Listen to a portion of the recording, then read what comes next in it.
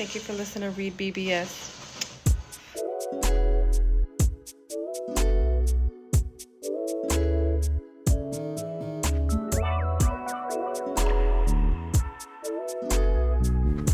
REED-BBS, BBS. Timing is everything. A little over 2 weeks ago, Josh Taylor was king ding-a-ling at 140 pounds. In that same span, Regis Prograis was a firm number 2 at the super lightweight division. New Orleans, Lil Wayne, Master P, Hootie Hoo, Rougarou. Regis Rougarou Prograis improves to 29-1, 24 KOs with a 12-round split decision over replacement opponent Danielito Zorilla, who was subbing in for Arnold Barbosa, the number 5 contender for Prograis' WBC super lightweight title. Zorilla came in on 4 weeks' notice, so it wasn't like last minute. It was just sort of last minute. And what ensued was a meh performance at best in front of a hometown New Orleans crowd. And at 34 years of age, those best days are getting further and further in that rearview mirror. The time is now. Timing is everything for Regis Prograis. And everything is now. My man suffered a knockdown that wasn't acknowledged by the ref. I believe it was in the first round. Now, he was unhurt. And yes, he dropped Zorilla in the third round. From there, Zorilla became a completely unwilling dance partner.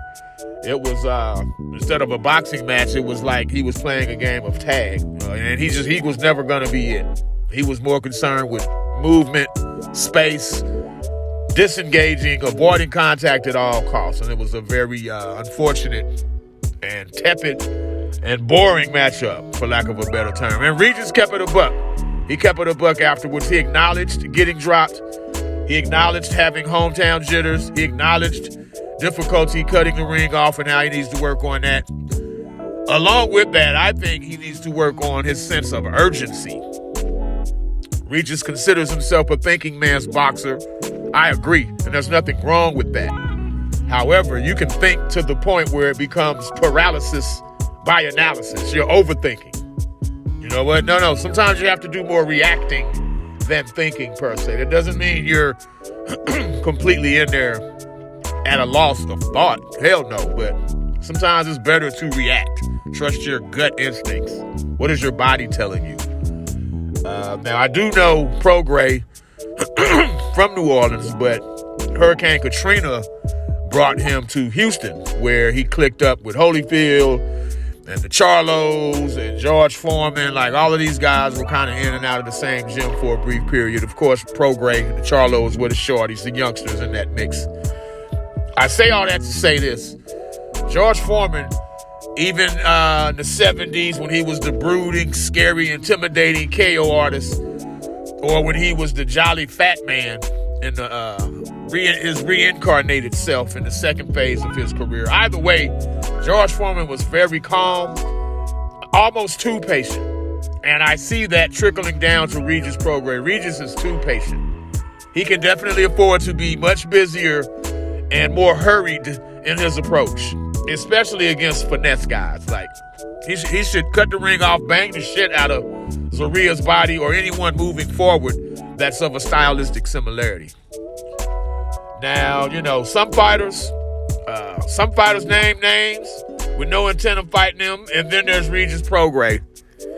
He, of course, the goal is to unify now that Josh Taylor was wrongfully stripped and his belts vacated, and then he lost the one that he had, Teofimo Lopez. That means Rolly Romero has a belt, the WBA belt. And Prograis said, Rolly's terrible. I don't want to fight him. But we all know Rolly's the weak link in the division, the easiest title to obtain. I'm sure if that was offered, Regis would jump all on that shit. Josh Taylor, it's the only blemish on Regis's record. But 140 pounds is popping right now with guys moving up from 35. And Taylor's talking about moving up to 47. Maybe, the FIMO, maybe the weight cut finally got to him and did him in. course, there's Devin Haney.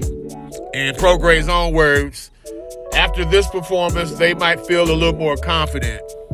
Well, on cue, Bill Haney's once again talking about serving warrants and shit. You know, that's his shtick. Sentencing and serving warrants. Teofimo effing Lopez retired my ass. Like, is the WBO title even officially vacant? I know he texted the commissioner, Balcacel. I know he did that, but is it officially vacant yet? There's Subriel Matias, the IBF champ. That's another option. So the immediate goal, excuse me, the immediate goal and focus is unification, which has become a staple of the super lightweight division, 140 pounds. If you remember, Bud unified completely, became undisputed. Next thing you know, he moves up, beats the brakes off of my man Jeff Horn, beat Jeff Horn, vacated. The belts are splintered into 4 sanctioning bodies once again. Josh Taylor becomes undisputed. Now they're splintered again. Wouldn't surprise me if within 2 years or so, we once again have an undisputed champion at 140 pounds. And I like that.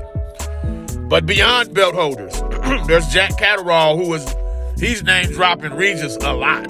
Catterall wants that smoke as early as October. There's Adrian Broner, who just had a win. And he's saying, hey, if you think I'm shot, Prograis, go on and fight me. Then there's the pipe dream that everyone has at 140. King Ryan Garcia.